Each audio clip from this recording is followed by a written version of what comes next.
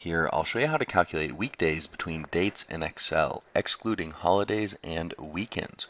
Specifically, how to get the number of weekdays or workdays between two dates, past or future, and how to get a future or a past date based off of a number of weekdays or workdays. And I'll show you multiple examples for each one of these scenarios. Before we start, check the video description and click the link to Teach Excel so you can download the files for the tutorial and follow along. And make sure to subscribe and accept notifications so you can see all the new tutorials. First up, let's go with a very basic, simple example. We have a start date, and I want to see what date is 45 working days, usually weekdays, after this date. So we'll go down here, date in future, do a really simple thing. For this worksheet right here, we're going to be using the workday function. You can see it says returns the serial number of the date before or after a specified number of working days. Here, let's do the most basic form. We have a start date, which is just a cell that has a date in it. It must be formatted as a date so that Excel sees it as a date. And then the number of days in the future. Hit enter. And we get this lovely little serial number. Don't freak out, this is how Excel interprets dates. That means we know, yes, good, we got a date back. So now we can select a cell, go to the Home tab up here, and choose a date, let's say a long date. So we know that 45 days into the future from this date right here is Monday, April 27th, 2020.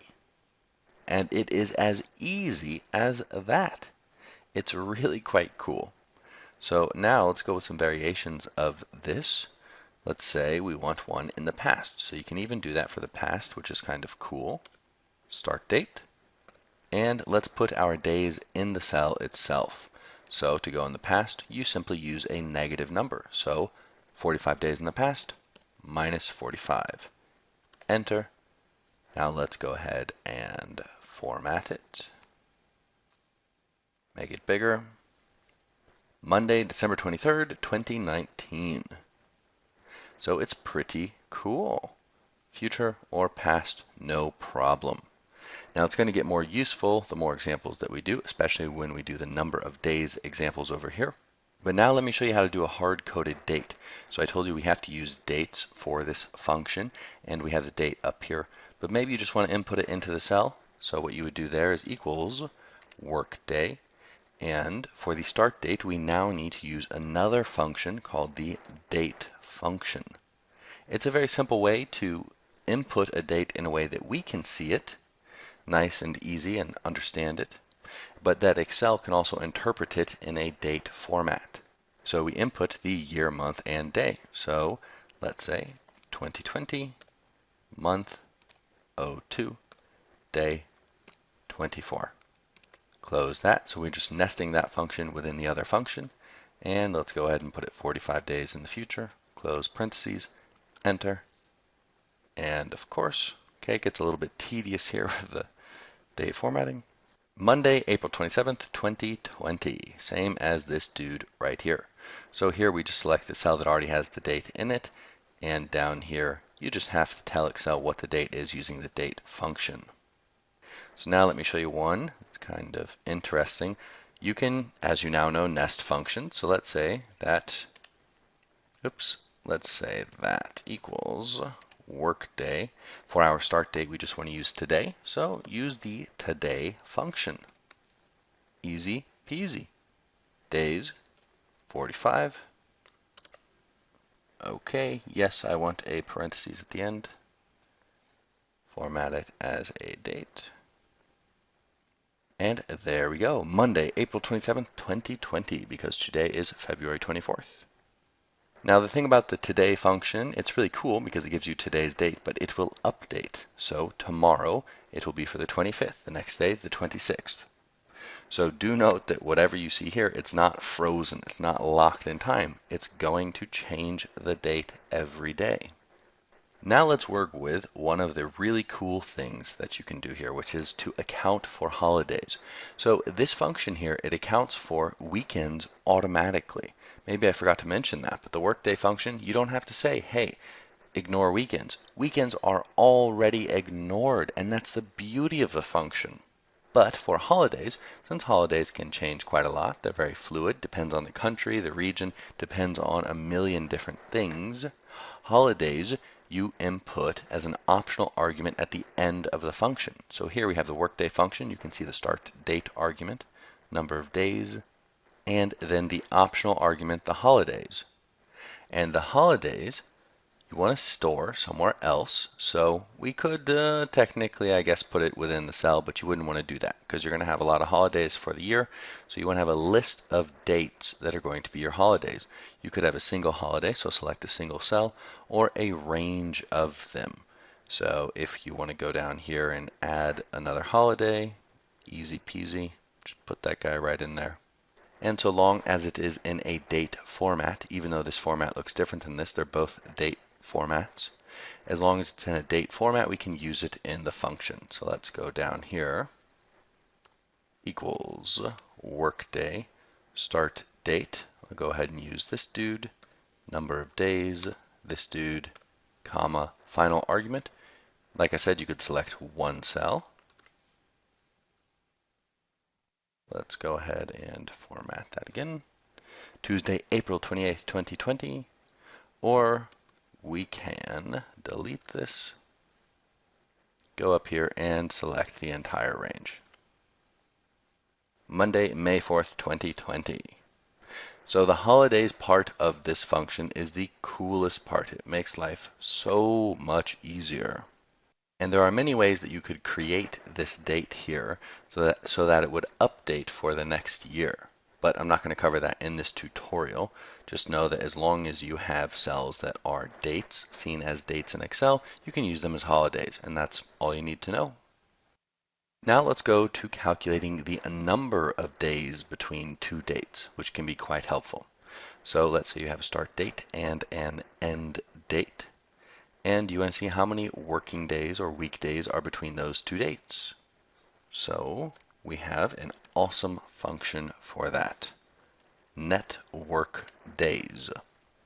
And it has three arguments, a start date, an end date, and optional holidays argument, which functions exactly the same as the previous one that I just showed you.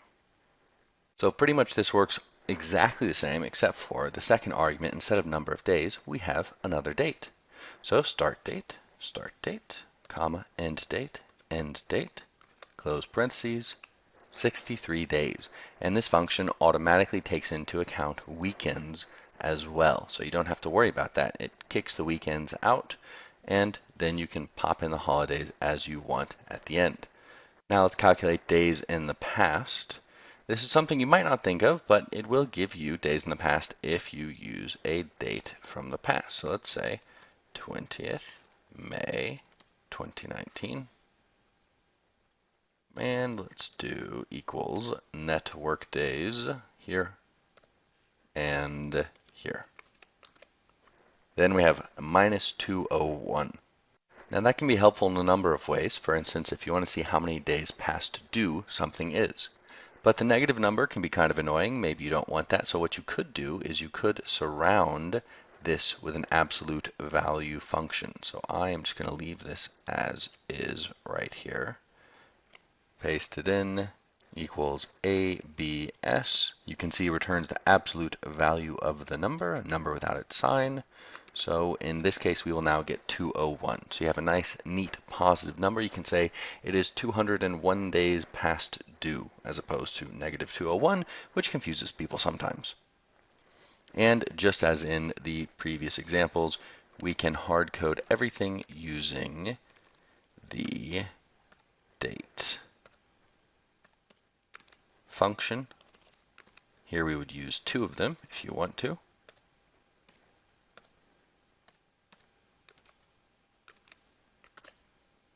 "41 days in the future." So here we have February 24th and April 20th. Now hard coding dates like this is not really a good practice, but you can do it, and there are some situations where you need to do it like that.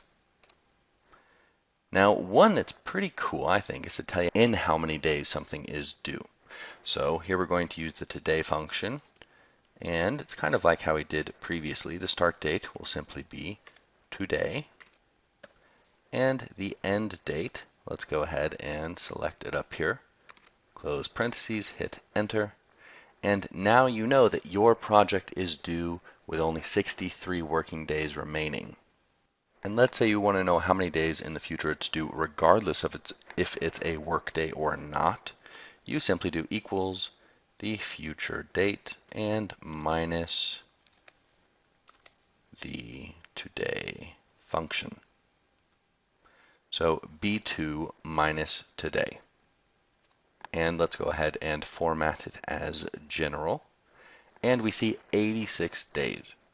So if you take the future date and subtract the current day, then you get total number of days.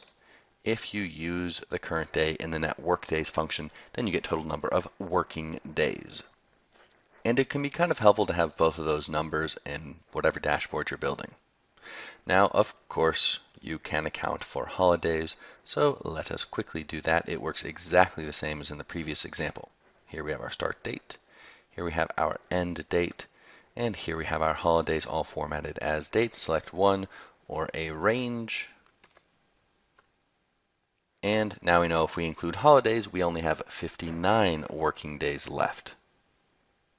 So that's really all there is to these two functions. They're pretty cool, pretty handy little functions to use, especially when it comes to scheduling. Oh my gosh. So you have the net workdays function, and we have the workday function. I hope you liked the tutorial. If it was helpful, don't forget to give it a thumbs up and make sure to subscribe and accept notifications so you can see all the new tutorials.